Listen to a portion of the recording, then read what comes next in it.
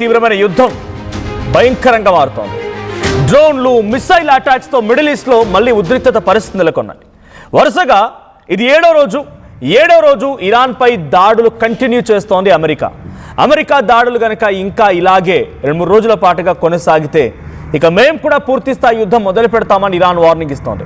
ఇరాన్లోని ఎయిర్పోర్ట్లు, railway స్టేషన్లు, వంతెనలు అంటే బ్రిడ్జెస్ పైన కనెక్టివిటీ లేకుండా కూల్చివేయడం కోసం అమెరికా భయంకరమైన దాడులు.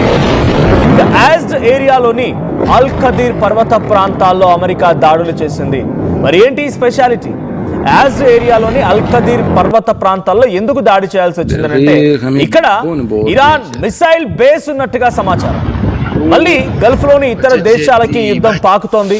జోర్డాన్, కువైట్ లోని యుఎస్ మిలిటరీ బేస్లపై కూడా ఇరాన్ దాడులు చేస్తోంది. సుమారుగా కువైట్ లోని అంటే Jordan almost 1000 kilometres very far away from Iran. So అక్కడి వరకు టార్గెట్ చేయగలుగుతుంటే లాంగ్ రేంజ్ బాలిస్టిక్ మిసైల్స్ ఉపయోగిస్తోంది ఇరాన్. కువైట్ లోని క్యాంప్ ఉదైరీ ఆయుధ కర్మాగారంపై కూడా ఇరాన్ అటాక్ చేసింది. ఇక కువైట్ లోని అలీ అల్ సలీం బేస్ పైన కూడా నిన్న అటాక్ జరిగింది. జోర్డాన్ లో అల్ అజ్రాక్ ఎయిర్ బేస్ పై అటాక్ జరిగింది. ఇరాన్ దాడుల్లో కువైట్ సైనికులు కూడా గాయపడ్డారు. ఖతార్లోని అమెరికా రాడార్ వ్యవస్థల సైనిక విమానాలను కూడా లక్ష్యంగా చేసుకొని ఇరాన్ దాడులకు పాల్పడుతోంది. ఇక ఇరాన్ దాడులతో బహ్రెయిన్లో హై అలర్ట్ ప్రకటించారు. ఇరాక్లోని కుర్దిస్తాన్ ఏరియాలో ఇరాన్ చేసినటువంటి దాడి కారణంగా 9 మందికి పైగా మరణించారు. సో ఇరాక్లో మరణాలు ఉన్నాయి, కువైట్లో సైనికుల మరణాలు ఉన్నాయి. ఇంకిలా కొనసాగుతున్న తరుణంలో జోర్డాన్ వరకు వెళ్ళింది. Jordan is almost 1000 kilometres away from Iraq. So ఇంకా గల్ఫ్ కంట్రీస్లోని కువైట్, ఖతార్, బహ్రెయిన్, బనామా, ఆ తర్వాత ఇటువైపునటువంటి ఓమన్ కానీ, సౌదీ కానీ, యుఏఈ కానీ కొంచెం సమీపంగా ఉంటాయి. Near by 120 kilometres to 300 120 to 150 to 300 ఈ రేంజ్లో ఉండేటువంటి దేశాలే. కానీ జోర్డాన్ ఉండేది 1000 కిలోమీటర్స్ వెరీ ఫార్ అవే. దీదో కాదు, డియోగ్రాషియా ఎక్కడో ఐలాండ్, చాలా కింద చివరిగా ఇండియా కింద శ్రీలంక కింద ఉండేటువంటి ఒక చిన్న ఐలాండ్ డియోగ్రాషియా అనేది. అక్కడ కూడా అమెరికా తమ ఎయిర్ బేసెస్ని, మిలిటరీ స్థావరాలను ఏర్పాటు చేసుకుంది. అక్కడి నుంచి కూడా ఇరాన్పై అటాక్ చేస్తున్న తరుణంలో ఇరాన్ ఒక వారం రోజుల క్రితం అక్కడ కూడా అటాక్ చేసింది. బికాజ్ డియోగ్రాషియా నుంచి ఇరాన్పై అటాక్ చేస్తున్నట్టుగా ఇరాన్ భావించింది, అమెరికా అటాక్ చేస్తున్నట్టుగా. సో ఈ సిచ్యువేషన్ కొనసాగుతోంది. సో కువైట్లో కూడా సైనిక మరణాలు ఉన్నాయి, అటువైపు ఇరాన్లో కూడా ఓ ప్రాంతంలో సైనిక మరణాలు ఉన్నాయి. ఇక ఎయిర్ బేసెస్ కుప్పకూలిపోతున్నాయి, మిలిటరీ క్యాంప్స్ కుప్పకూలిపోతున్నాయి. నిన్న బహ్రెయిన్లోని యుఎస్ 5th ఫ్లీట్ నావల్ బేస్ని కూడా ఇదే రకంగా అటాక్ చేసి కుప్పకూల్చింది ఇరాన్. ఇప్పుడు దానికి ప్రతీకార చర్యల్లో భాగంగానే అమెరికా భయంకరమైనటువంటి దాడికి పాల్పడుతోంది. సో ఇరాన్ మరొక వార్నింగ్ ఇస్తోంది. ఒక 2-3 డేస్ మేము ఇప్పటికి కూడా సైలెంట్గా ఉంటామని కాదు, కానీ ఒక 2-3 రోజుల పాటుగా సంయమనం పాటిస్తున్నాం. ఆ సంయమనం కనుక లోపిస్తే, ఇక నశిస్తే డెఫినెట్గా మేము కూడా అటాక్ చేయాల్సి వస్తుంది, మా సత్తా ఏంటో చూపించాల్సి వస్తుంది రష్యా చెప్తున్నమాట. సో ఇరాన్ చెప్తున్నమాట. రష్యా కూడా ఇక్కడ ఎంట్రీ ఇస్తోంది. రష్యా ఆయుధ సామాగ్రిని ఇరాన్కి అందిస్తోంది అనడానికి మొన్న వచ్చినటువంటి ఒక విమానం కూడా చాలా కీలకమైన కారణం. సో ఇరాన్ ఇప్పుడు మేము కూడా సిద్ధంగా ఉన్నాం, వార్నింగ్ ఇస్తున్నామని చెప్పడంలో వాళ్ళ ఉద్దేశం డైరెక్ట్గా ఈసారి అమెరికానే మా టార్గెట్, ఎట్టి పరిస్థితుల్లో వెనక్కి తగ్గేది లేదని అంటున్నారు.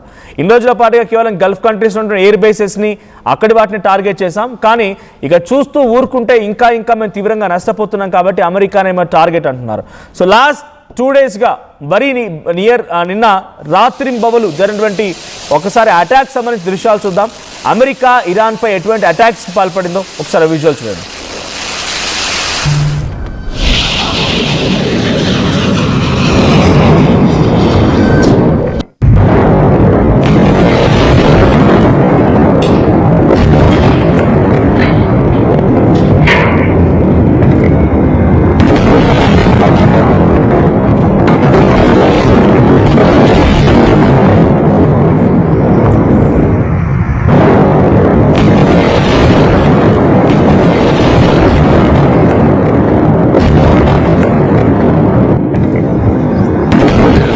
हमें कौन बोर जी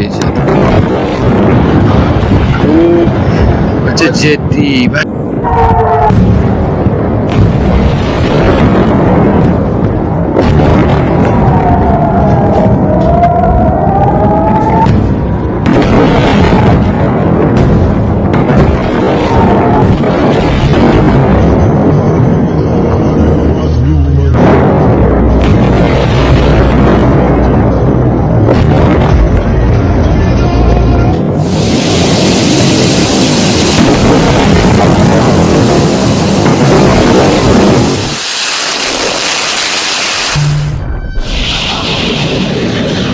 రైట్.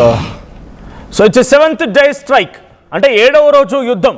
7వ రోజు అంటే కొంత సీజ్ ఫైర్ అని చెప్పి సీజ్ ఫైర్ తర్వాత కొన్ని రోజుల పాటుగా ఆగి మళ్ళీ కంటిన్యూస్గా ఇప్పటికి 7 రోజులు అవుతోంది. ఒకరిపై ఒకరు అటాక్ జరిపిస్తూనే ఉన్నారు, అడపా ఈ అటాక్ జరుగుతూనే ఉన్నాయి.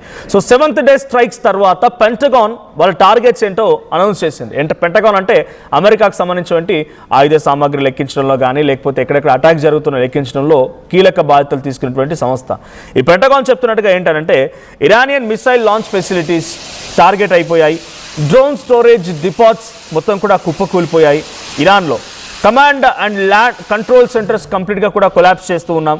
మిలిటరీ లాజిస్టిక్స్ హబ్స్ అన్నీ కూడా, అంటే ఎక్కడెక్కడైతే పెద్ద ఎత్తున స్థావరాలను ఏర్పాటు చేసుకున్నారో తమకు సంబంధించి ఆయుధ సామాగ్రిని సమకూర్చుకుంటూ ఒక గోడౌన్ లాగా ఏర్పాటు చేస్తూ వాటిని కుప్పకూలుస్తున్నాం. సో మెయిన్గా ఎక్కడెక్కడ అటాక్ జరిగాయని చెప్పినప్పుడు ఇరానియన్ మీడియా చెప్తున్న ప్రకారంగా హార్మోజ్గన్ ప్రావిన్స్లో, అంటే స్ట్రైట్ ఆఫ్ హార్మోజ్కి సమీపంగా ఉన్నటువంటి కీలకమైన ప్రాంతం ఇది హార్మోజ్గన్ ప్రావిన్స్ అనేది. మనం రాష్ట్రాలను ఎలా చెప్తూ ఉంటాం అక్కడ ప్రావిన్స్ అని అంటూ ఉంటారు. So Hormozgan province, Sirik and nearby areas of Bandar Abbas, coastal military facilities, communication and transport infrastructure in southern Iran. ముఖ్యంగా దక్షిణాది ఇరాన్ పైనే చాలా భయంకరమైనటువంటి దాడి జరుగుతుంది అనేది ఇరాన్ మీడియా చెప్తున్నమాట. మరి క్యాజువాలిటీస్ ఎలా ఉన్నాయి అక్కడ అంటే కానీ ఇప్పటివరకు నిన్న అంటే ఈ లాస్ట్ 24 అవర్స్లోనే సుమారుగా 8 మంది చనిపోయారు, 16 మందికి చాలా తీవ్రంగా గాయాలయ్యాయి. ఇది అఫీషియల్గా ఇరానియన్ మీడియా అనౌన్స్ చేసినమాట. 8 మంది చనిపోతే 16 మందికి గాయాలయ్యాయి.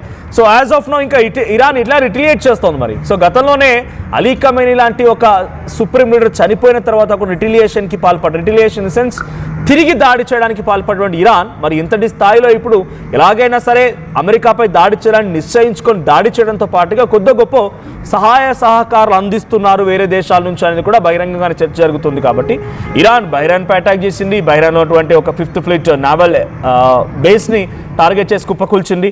కువైట్లో ఉన్నటువంటి ఒక ఎయిర్ బేస్ని, ఖతార్లో ఉన్నటువంటి ఒక ఎయిర్ బేస్ని, జార్డాన్ ఉన్నటువంటి ఒక ఎయిర్ బేసెస్ని టార్గెట్ చేసి కిల్ చేసే ప్రయత్నం చేసింది. సో డియోగ్రాసియా వరకు కూడా తమ టార్గెట్స్ వెళ్ళగలుగుతున్నాయి. సుమారుగా 4500 kilometres very far away from Iran, అక్కడ వరకు పంపించేందుకు ప్రయత్నం చేస్తుందంటే వెరీ లాంగ్ రేంజ్ బాలిస్టిక్ మిసైల్స్ను ఉపయోగిస్తోంది. కొన్నిటిని సమర్థవంతంగా అక్కడ ఉన్నటువంటి దేశాల యొక్క రాడార్ సిస్టమ్ కానీ అమెరికా డిఫెన్స్ సిస్టమ్ కానీ వాటిని తిప్పికొట్టే ప్రయత్నం చేస్తోంది. కానీ కొన్ని మాత్రం అటాక్స్ జరుగుతూనే ఉన్నాయి. సో ఇక్కడ ఇప్పటివరకు స్ట్రైట్ ఆఫ్ హార్మోజ్లో సిచ్యువేషన్ ఎలా ఉందనంటే ఆయిల్ ట్యాంకర్స్ పేలిపోతూ ఉన్నాయి. ఇరానియన్ రెవల్యూషనరీ గార్డ్స్ రెస్ట్రిక్షన్ని షిప్ మూమెంట్ని కంట్రోల్ చేస్తూ ఉన్నారు. షిప్పింగ్ డిస్ట్రప్షన్స్ అన్ని కూడా క్లోజ్ అయిపోయాయి. లాస్ట్ 24 అవర్స్గా కేవలం 3 నౌకలు మాత్రమే స్ట్రైట్ ఆఫ్ హార్మూజ్ అంటే ఆ జలసంధిని దాటుకొని వచ్చాయంట. ఇక ఇన్సూరెన్స్ కాస్ట్లు పెరిగిపోతున్నాయి, ట్రాన్సిట్ ఛార్జెస్ పెరిగిపోతున్నాయి, డెఫిషియన్సీ స్టార్ట్ అవుతోంది దేశాల్లో మళ్ళీ కూడా. సో గ్లోబల్ ఎనర్జీ మార్కెట్ మొత్తం కూడా ఒక అలర్ట్ జారీ చేశారని చెప్పాలి. సో ఆయిల్ ప్రైస్ అయితే ఎక్కువగా కొంత డిస్టర్బ్ అయ్యే అవకాశం అయితే కనబడుతోంది. So bridges collapse. సో ఇక్కడ బిర్కమీర్ అనేటువంటి ఒక bridge, so it's a connection between Bandar Abbas and మరొక ప్రాంతం కర్గ్ లాంటి ప్రాంతానికి కనెక్టివిటీగా ఉన్నటువంటి బ్రిడ్జ్ అది. సో ఈ బ్రిడ్జ్ కనుక కుప్పకూలిస్తే ట్రాన్స్పోర్టేషన్ మొత్తం కిల్ అయిపోతుంది. ట్రాన్స్పోర్టేషన్ కిల్ అయిపోతే ఇరాన్ మాపై అటాక్ చేయడానికి కొంత ఆయుధ సామాగ్రిని సమకూర్చుకోవడంలో విఫలమవుతుంది అనేది అమెరికా లక్ష్యం. అందుకే ఆ బ్రిడ్జ్ని కూల్చేసింది, రైల్వే స్టేషన్ని కూల్చేసింది, ఎయిర్పోర్ట్ దగ్గర అటాక్స్ చేస్తోంది, మిలిటరీ కమాండెంట్స్ ఫెసిలిటీస్పై అటాక్ చేస్తోంది. సో అన్నిట్లో వాళ్ళ లక్ష్యం ఒకటే, సో వాళ్ళ దగ్గర బలహీనత చేయాలి, వాళ్ళని పూర్తిగా బలహీనులను చేసేసి వాళ్ళ దగ్గర ఎటువంటి ఆయుధ సామాగ్రి లేకుండా చేయడమే లక్ష్యంగా అమెరికా ఇప్పుడు దాడులు కొనసాగిస్తోంది. మరి ఈ దాడులు సీజ్ ఫైర్ అనేటువంటి పేరిట కొంత తాత్కాలికంగా ఒక వారం రోజుల క్రితం వరకు ఉపశమనాన్ని కల్పించిన ఇప్పుడు మళ్ళీ వారం రోజుల పాటుగా కంటిన్యూస్గా దాడులు జరుగుతున్నాయి. కాబట్టి దీని కారణంగా ప్రపంచ దేశాల్లో మళ్ళీ కొంత ఎమర్జెన్సీ వాతావరణమే కనిపించే అవకాశం ఉంది. ఎమర్జెన్సీ అనడంలో నా ఉద్దేశం మళ్ళీ రోడ్లపైకి పెట్రోలియం కోసం క్యూలు కట్టే పరిస్థితి, గ్యాస్లకు సంబంధించి ఇబ్బందులు తలెత్తే పరిస్థితి, ట్రాన్స్పోర్టేషన్లో కొంత ఇబ్బందులు తలెత్తే పరిస్థితి, ప్రైజెస్ పెరిగే అవకాశం ఉంది, ఇన్ఫ్లేషన్ స్టార్ట్ అయ్యే అవకాశం ఉంది. ఇలాంటి పరిస్థితులు మరింత దారుణంగా పెరిగే అవకాశం ఉంది. చూద్దాం మరి ఎటువంటి పరిస్థితులు తలెత్తాయో. డొనాల్డ్ ట్రంప్ యుద్ధాన్ని నేను కనుక తలుచుకుంటే 1-2 రోజుల్లో ఇరాన్ మొత్తం నాశనం చేస్తానన్న డొనాల్డ్ ట్రంపే సుమారుగా 4 నెలల పాటుగా యుద్ధం చేసి తర్వాత సీజ్ ఫైర్ అంటూ ఆగిపోయి మళ్ళీ యుద్ధాన్ని మొదలుపెట్టి వారం రోజులకు కొనసాగిస్తున్నారు. మరి ఎక్కడి వరకు దారితీస్తుంది? అమెరికా దాడిని ఇరాన్ ఇలా తిప్పికొడుతుందో చూడాలి. సో మీకేమనిపిస్తోంది? యుద్ధం ఇప్పుడు మళ్ళీ తీవ్రతరం దాల్స్తోంది కాబట్టి రష్యా చైనా కొద్దో గొప్ప సహాయం అందిస్తున్న ఇరాన్కి అనేటువంటి చర్చ జరుగుతోంది. సో ఆ సహాయంతో నిజంగానే ఇరాన్ అమెరికాని ఢీకొట్టగలుగుతుందా? లేదు అమెరికా ఈసారి ఇంత పొడవునా ఇంత రోజుల పాటుగా జరిగేటువంటి యుద్ధాన్ని ముగింపు పలకడం కోసం ఇరాన్ని డైరెక్ట్గా టార్గెట్ చేసి అంతమొందిస్తుందా? ఏమనుకుంటున్నారు? ఏం జరిగే అవకాశం ఉంది? మీ అభిప్రాయం ఏంటో కామెంట్ చేయండి.